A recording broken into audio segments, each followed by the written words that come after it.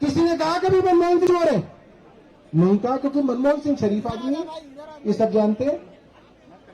उनकी एक ही समस्या थी कि वो बोलते नहीं थे। यही समस्या थी ना कि जी आसपास खूब चोरी हो रही है मगर मनमोहन सिंह मौन है, मनमोहन सिंह चुप है।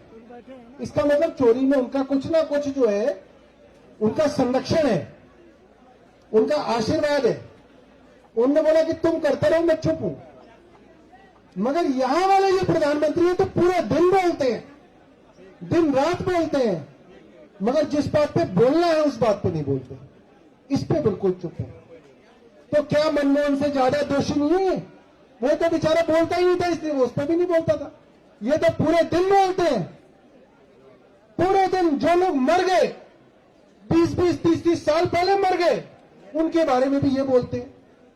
मतलब ये तो हमारे समाज में कभी भी नहीं बोला जाता। कहते हैं यार कोई गुजर गया, आप उसको छोड़ दो। ये जो मरे हुए लोग हैं उनको भी निकाल के उनके बारे में बोलते हैं कि वो भी बुरा था, वो भी बुरा था, वो भी बुरा था, और इसके बारे में नहीं बोलते। इसलिए ये जो मामला है ये सबसे बड़ा मामला है।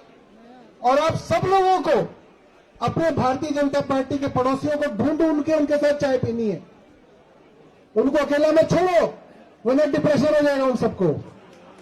उनसे मिलो, उनको पार्क में ढूंढो, वो जिस बस से जाते हैं उस बस में जाओ, उनकी साथ वाली सीट पे बैठो, चाय की दुकान पे पकड़ो, ऑफिस में कोई भाजपा वाला उससे मिलो, क्योंकि उसको आपकी जरूरत है इस वक्त। आप उसको बताओ कि भाई आज तो ये बात साबित हो गई कि नरेंद्र मोदी जी ईमानदार नहीं है। अब तो साबित हो गई, अब क्या बचा है इसके अंदर?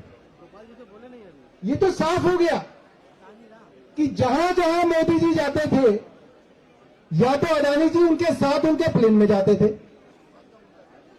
या ऐसा होता था कि मोदी जी जाते थे उसके बाद अडानी जी वहां पे पहुंच जाते थे, या मोदी जी से पहले पहुंच जाते थे। और जहां जहां गए, ऑस्ट्रेलिया गए, ऑस्ट्रेलिया में कोल की खदान दिलवाई, बांग्लादेश गए, बांग्लादेश में बिजली का ठेका दिलवाया, श्रीलंका गए, श्रीलंका के अंदर ग्रीन एनर्जी का ठेका दिलवाया, इजराइल गए, इजराइल के अंदर रक्षा सौदों का ठेका दिलवाया। हर विदेश में जो जाते थे, क्योंकि इनको विदेश जाने का बहुत शौक है। आप देखो ये टिकते ही नहीं है देश में, या तो विदेश में होते हैं या किसी प्रदेश में होते हैं चुनाव के लिए, दो ही जगह होते हैं। चुने जाते थे विदेश, देश को तो कोई फायदा नहीं हुआ, अडानी के लिए जाते थे, जहां जहां जाते थे अडानी के लिए जाते थे।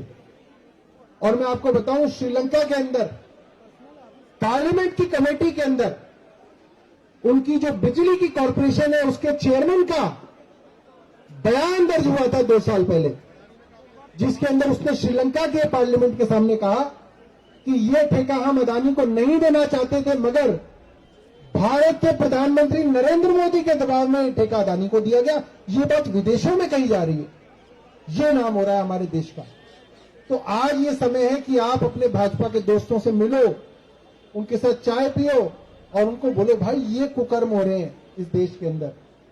और जब आपका खून इतना जो है उबल जाता था कि कॉमनवेल्थ के अंदर पैसा खा गए, 2G में खा गए, कोलगेट में खा गए, ये तो उससे भी बहुत आगे निकल गए हैं।